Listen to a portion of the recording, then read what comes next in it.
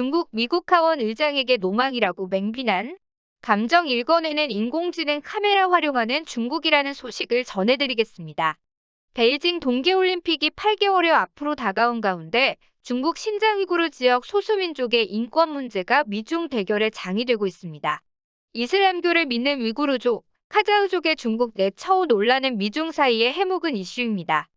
하지만 인권 외교를 전면에 둔 조 바이든 미 행정부와 미 의회가 베이징 동계올림픽을 납두고 신장을 국제 문제로 부각시키고 있고, 중국은 서방의 정치적 금해라며 강력 대응을 예고 전운이 강돌고 있습니다.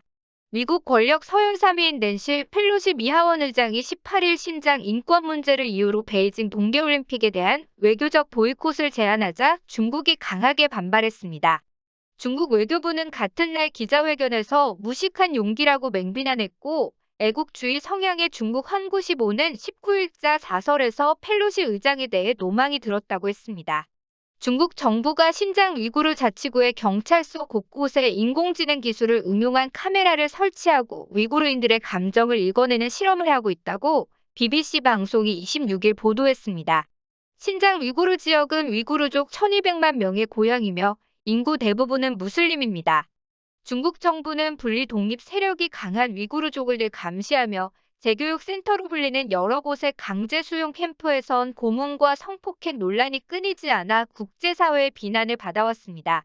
BBC는 익명을 요구한 이 소프트웨어 엔지니어가 AI 응용 카메라로 감정을 읽어낸 위구르족 5인의 사진과 그 판독 결과를 제공했다고 밝혔습니다. 이 엔지니어는 중국 정부는 실험실의 쥐처럼 위구르족을 대상으로 여러 실험을 한다고 말했습니다. 그는 경찰서에 설치된 이 AI 카메라는 발목과 손목 등 신체를 움직이지 못하게 구속하는 의자에 앉은 위구르인으로부터 3m 떨어진 곳에 설치돼 거짓말 탐지기처럼 대상자의 감정을 파악하는데 거짓말 탐지기보다 훨씬 정교하다고 말했습니다. AI 카메라는 실험 대상자의 미묘한 표정 변화나 피부 모공의 변화까지 포착해 이를 분석한 뒤에 원그래프로 그의 심리 상태를 결론 내립니다. 붉은색 부분은 실험 대상자의 마음이 불안하고 부정적이라는 것을 의미한다고 합니다. 이 엔지니어는 신뢰할 만한 증거 없이 이 그래프로 대상자를 미리 판단한다는 것이라고 말했습니다. 영국의 중국 대사관은 감정인식 소프트웨어의 사용에 대한 BBC의 질문에 답하지 않고, 신장의 모든 소수민족들은 정치, 경제, 사회적 권리와 종교적 신념의 자유를 충분히 누리고 있다고 밝혔습니다.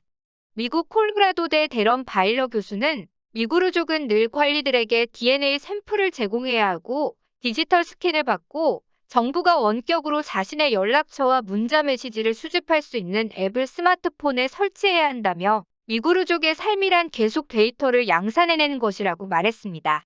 이 모든 정보는 통합 데이터 시스템에 들어가 왜 정문이 아니라 뒷문으로 나왔는지 보니 소유가 아닌 차량에 주유하는지와 같이 조금이라도 의심스러울 수 있는 행동을 포착한다고 합니다.